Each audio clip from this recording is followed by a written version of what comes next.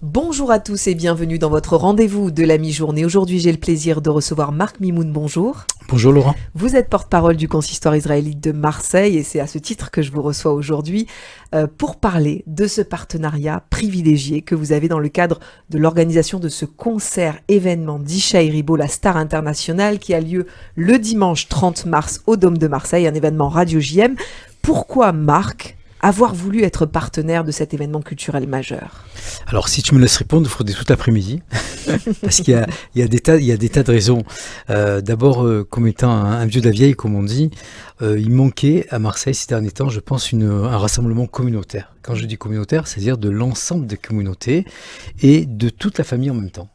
Alors, quand Jean-Jacques a eu l'initiative et le courage, j'ai envie de dire ça, de faire venir Ishaï Ribo, qui est une vedette internationale, on n'en parle même plus tellement il est connu et reconnu, les salles sont combles.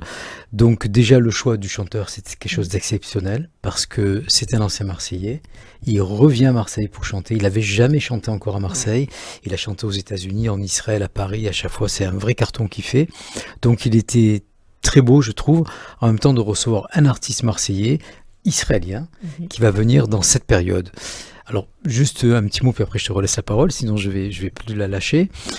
Pourquoi on a voulu être partenaire au sein du consistoire? Tout simplement parce qu'on avait envie d'une grande journée communautaire, où on pourra venir en famille avec les grands-parents, les parents, les petits-enfants, les tontons, les tatas, les voisins.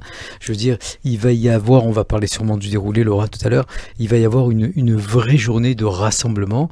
Et aujourd'hui, plus qu'avant, depuis le 7 octobre, j'ai remarqué, on le dit régulièrement, qu'on a ce besoin d'échange, on a ce besoin de contact, on a besoin de parler, on a besoin de se voir entre nous. Il y a un antisémitisme qui est de plus en plus naissant.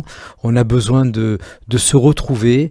Et après ces moments de retrouvailles, que ce soit un après-midi, une soirée, une journée, quand on rentre chez soi, j'ai l'impression, en tout cas c'est mon impression à moi, on se sent mieux. Voilà.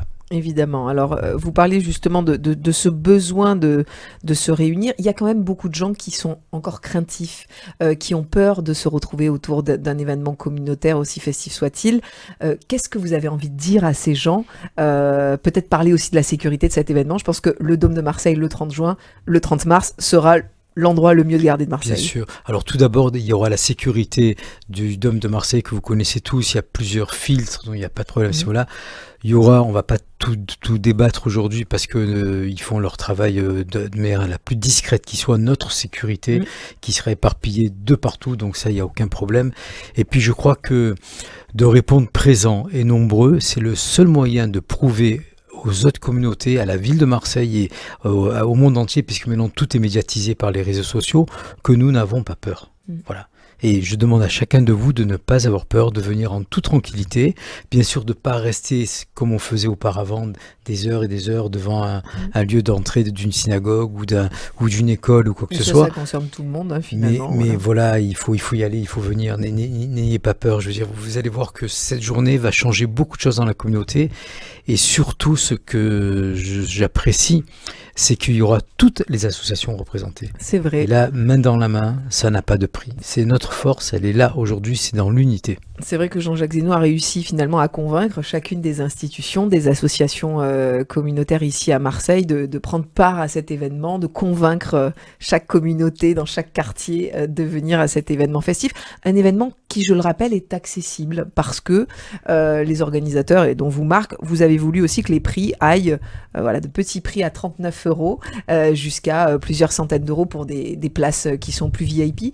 C'était important aussi de s'adresser à toutes les catégories sociales. Bien sûr, non seulement ça, mais je sais que chacune des associations a même pris des places et invité des gens qui peut-être n'auraient pas pu venir, parce que ce concert, il ne faut pas le rater tout simplement. Et on dit concert, mais moi je pense que le mot n'est pas exact, parce que c'est pas un concert, c'est un moment, parce qu'il faut pas oublier qu'avant le concert, il va y avoir une première partie dont on va pas tout dévoiler, parce qu'elle va être assez exceptionnelle, et il va y avoir dans le hall du Dôme des restaurations, des stands, vous allez pouvoir échanger avec le Magasin Dôme par exemple, bien sûr, avec d'autres associations, vous pourrez manger, vous pourrez boire quelque chose avant de rentrer dans la salle. On a vraiment eu envie de refaire cette journée communautaire qui a existé pendant des années, et puis par le fil des temps, par le fait que chaque association plus ou moins faisait sa journée, ça s'est un petit peu étiolé, mais là c'est l'ensemble des associations qui vont refaire cette journée communautaire. Donc on le rappelle, ouverture des portes à 17h le dimanche 30 mars, début des festivités aux alentours de 18h15, 18h30. Et là, il va y avoir effectivement une succession de surprises, des invités, des hommages aussi. On peut révéler par exemple forts, oui. Qu'un hommage sera rendu à notre ami Avi Assouli qui nous a quittés il y a quelques temps. Ça fait partie aussi des moments importants de cette journée. En fait, tout le monde sera là, quoi, même ceux qui nous ont quittés. C'est un clin d'œil qu'on leur fait. Et j'espère que d'où ils sont, ils vont aussi nous protéger et faire que cette soirée soit la soirée de l'année. Il va y avoir des enfants, des chorales, il va y avoir des interventions des institutions. Vous le disiez, des stands aussi dans le hall du Dôme. Magen David Adom, KKL, Keren Ayesod, FSJU évidemment. C'est aussi l'occasion de prendre des informations. L'école du Rav Madar, qui est aussi un grand partenaire avec le consistoire et Radio JM de cet événement. C'est aussi un moyen de se réunir autour de sujets, d'échanger. Et puis je crois aussi, Laura, que tout ce que l'on fait aujourd'hui, on le fait avec une pensée pour nos amis, nos frères israéliens, les otages, les familles d'otages. Et le fait de se réunir, on a l'impression, en tout cas, ce que j'entends autour de moi, que les choses peuvent avancer dans ce sens-là. Et auparavant, pour les moins jeunes, ils doivent se rappeler, on faisait les 12 heures pour Israël. C'était une journée qu'on faisait au Palais des Congrès, qui ressemblait un petit peu à ce qu'on va faire ce dimanche-là, et qui finissait par un concert en général. Et donc, on va retrouver, je crois, cette ambiance où on a tous envie de se donner la main, comme on dit, Beyachad, main dans la main, par l'ensemble des associations toutes présentes. Et ça, c'est une belle réussite. C'est la plus belle des réussites qui soit. Il y aura aussi plusieurs collectifs. Le collectif Nous Vivrons, le collectif du 7 octobre, le collectif Candle for Israel, qui sont des collectifs aussi importants depuis le 7 octobre, qui ont marqué aussi cette cité phocéenne Marc. Ah oui, complètement. Je veux dire, il y a des gens qui se sont révélés, qui se sont réveillés, qui se sont investis depuis le 7 octobre d'une manière exceptionnelle. Je pense à toutes ces femmes, je m'excuse messieurs, mais il faut les mettre à l'honneur. Je veux dire, on dit toujours que les femmes travaillent dans l'ombre, mais là elles ont fait un travail exceptionnel. Je pense à Candle for Israel, qui draine autour d'elle toute une équipe, aussi qu'on voit dans toutes les manifestations. Oui. Et il faut les remercier, il faut même les mettre à l'honneur, peut-être lors de cette cérémonie, évidemment. Elles vendront comme d'habitude, les pins, les bougies, tout ce qui peut aussi soutenir Elles offrent Israël. Que du bonheur. Elles ont toujours le sourire. Il y a toujours un petit quelque chose qui fait qu'on a l'impression de s'échapper. Et puis, il y a toujours quelque chose qui part en Israël pour le soutien des familles. C'est ça qui est important. On va revenir sur l'artiste Ishaï Ribo. Vous le disiez en début d'interview, c'est un enfant de Marseille qui est né dans la communauté de La Rose. C'est la première fois qu'il revient. C'est la première fois qu'il va chanter à Marseille. Il va y avoir aussi beaucoup d'émotions autour de ces chansons qui sont très atypiques, à la fois très festives, inspirées aussi de prières. Comment vous le percevez? Est-ce que vous l'écoutez, Ishaï Ribo, et comment vous pouvez vendre un petit peu sa musique auprès des auditeurs et des auditrices aujourd'hui? Alors, la vendre, je la vendrai pas, parce que je pense que dès qu'on aime la musique, on va aimer Ishaï Ribo. Ouais. Dès qu'on aime le timbre israélien et ces mots que l'on reconnaît à travers des prières, mais qui vont être enchantées. Donc, je veux dire, ces prières qui vont certainement monter où il faut pour un soutien inconditionnel à ce qui se passe aujourd'hui en Israël. Alors Ishaï Ribo, c'est vrai qu'en Israël, il est extrêmement connu, alors qu'il est marseillais. À Marseille, il était un peu moins connu. Donc évidemment, je me suis mis à l'écouter sur les réseaux et je m'aperçois que c'est phénoménal ce qu'il fait. Je veux dire, il arrive à soulever des salles entières avec des paroles en hébreu. Il va aussi chanter un petit peu en français de ce que je sais. Donc il va nous faire la grande soirée. Et c'est une soirée qui va être quand même très musicale, puisque je ne sais pas si on peut le dévoiler ou pas, Laura, mais en première partie, on aura aussi un groupe de musiciens marseillais que tout le monde connaît et qui va mettre le feu dans la salle. Il s'est engagé, je parle d'Eric Amselem évidemment, pour son groupe Simcha Lev. Simcha Lev, donc Simcha, c'est le nom de sa maman. Lev, c'est le cœur, donc le cœur de sa maman, qui était une dame exceptionnelle. Et donc, il nous a promis des grandes surprises qu'il ne nous a même pas dévoilées. Ouais, on peut lui faire confiance. C'est ça qui est important, c'est qu'avant ce concert, comme vous le disiez Marc, il va y avoir plein de surprises. Et c'est pour ça qu'on convie tous les Marseillaises et tous les Marseillais à venir dès 17h au Dôme de Marseille pour pouvoir profiter de cette soirée. Parce que c'est pas juste un concert de 2 heures, c'est vraiment pouvoir discuter, pouvoir manger, pouvoir boire, pouvoir s'informer, pouvoir échanger aussi, parce que beaucoup sont inquiets. La guerre a repris.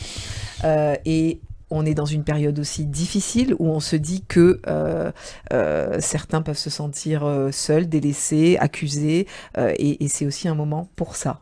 Un moment d'unité, d'unisson. Et puis, alors, on parlait de sécurité tout à l'heure, Laura. Oui. J'aimerais m'adresser à tous les gens qui nous écoutent, j'espère qu'ils sont très nombreux, ce qui se passe d'ailleurs en ce moment à la radio, il y a beaucoup, beaucoup d'écoutes. Si vous voulez vraiment être en pleine sécurité, essayez de prendre vos billets à l'avance. Oui. Il reste quelques billets en vente. Il serait bien de les prendre par l'intermédiaire donc, du site qui a été extrêmement bien fait. Bien sûr. Certainement, je ne veux pas mentir, certainement il y aura des billets le jour même à vente, voire le vendredi, S'il en reste. voire le vendredi s'il en reste, puisqu'il y aura une émission en direct du Dôme Oui. le vendredi matin, il y C'est aura vrai. peut-être une billetterie qui sera ouverte, mais si vous voulez que ça fluide bien, si vous Oui. voulez que ça roule bien, si vous voulez que la sécurité ait le temps de pouvoir faire son travail convenablement, si aussi vous souhaitez commencer à l'heure et que tout le monde soit là, parce que c'est important que, si on attend 4000 personnes, Oui. donc vous comprenez bien qu'on ne va pas commencer un concert tant que les gens ne sont pas rentrés. Donc essayons tous d'être à l'heure, à commencer par vous le public, donc de prendre votre billet à l'avance, d'arriver vers 5h, 5h15, rentrer tranquillement en salle, comme on fait dans tous les concerts. Je n'ai jamais vu quelqu'un arriver à un concert 5 minutes avant que l'artiste soit en place, C'est vrai. surtout au Dôme où il y a cette sécurité qui est énorme. Donc ce temps-là, au lieu de traîner et de vous asseoir et d'attendre impatiemment, vous allez avoir les stands qui sont là pour vous accueillir. Vous Et allez cette pouvoir animation échanger. aussi sur Cette scène. animation, et quand la soirée va commencer, ça va être un feu d'artifice. Ouais, c'est vraiment la volonté de cet événement, c'est que les gens rentrent chez eux, le cœur rempli de bonheur et se dire que voilà, il y a une lumière au bout du tunnel et que cette lumière, on la partage pendant toute cette soirée au Dôme le 30 mars. Alors la parabole était forte, une lumière au bout du tunnel, je veux dire, c'est ce qu'on Ouais. soit compris tous les matins et Ouais. qu'on espère que ça va arriver. Et ça va arriver, ça va arriver. Ça va arriver quand, comment, je suis pas prophète, mais ça va arriver et ça ne peut arriver que si l'homme se sent fort. Donc moi je sais qu'à chaque fois qu'on a une réunion communautaire, je pense à nos enfants qui sont sur le terrain, qui sont à la guerre, et quand ils savent que ici, même si on est des enfants privilégiés ici, Oui, même si la vie elle est quand même assez facile, en particulier à Marseille, parce que il faut être honnête, l'antisémitisme à Marseille est un peu moins violent que dans d'autres villes. Et bien quand ils savent qu'on est là, qu'on prend du temps pour eux, qu'on se libère pour eux, ils ont cette petite chaleur peut-être qui leur manque parce qu'ils sont un peu isolés. et c'est important aussi de montrer, comme vous le disiez, que Marseille est présent à la fois auprès des Marseillais, mais voilà, plus encore. Bien sûr. Montrer qu'il n'y a pas que Paris qui justement peut générer. On sait que Isha Ribo va se produire quelques jours plus tard à Paris, mais finalement, pas dans une salle aussi grande, pas dans sa ville natale. Il y a quand même une symbolique. Isha Ribo, sa première date en France, c'est à Marseille, et je pense qu'il a un attachement aussi qui est viscéral à cette ville. Bien sûr. Alors tu parlais de la politique. Alors je pense que les politiques seront peut-être là, Oui. mais on peut vous garantir, ce matin j'ai quelques patients qui m'ont posé la question, il n'y aura pas de prise de parole des politiques. Voilà, c'est une pas le soirée moment. communautaire. Et culturelle, en fait, on n'a pas envie de ça. Il y aura des échanges, il y aura de l'émotion avec les hommages, il y aura des enfants qui vont monter sur scène, il y aura Eric Amselem qui sera sur scène, il y aura vraiment cette salle, ce soir-là, le Dôme va appartenir à la communauté juive de Marseille. Mais bien sûr, toutes et les amis de la communauté juive, évidemment. Sont évidemment conviés à ce bel événement. C'est aussi tout l'intérêt de ce concert qui aura lieu le 30 mars. Merci beaucoup, Marc, d'être venu merci nous parler de cet attachement et de ce rôle qu'a le consistoire israélite de Marseille dans cet événement important. J'aurai le plaisir de partager la scène avec vous le 30 mars en amont de ce concert d'Isha Ribo. Évidemment, je rappelle le site internet pour réserver vos billets, s'il en reste, mais il en reste encore un petit peu, billetsweb.ishairibo.fr. C'est important de pré-réserver ces billets, ne pas arriver le jour J. Vous aurez toujours la possibilité d'en acheter, mais c'est toujours bien d'être assez prévenant. Et il faut rappeler qu'on a décidé de faire cette journée un dimanche bien pour sûr. que les gens puissent être disponibles, pour qu'ils puissent circuler plus facilement.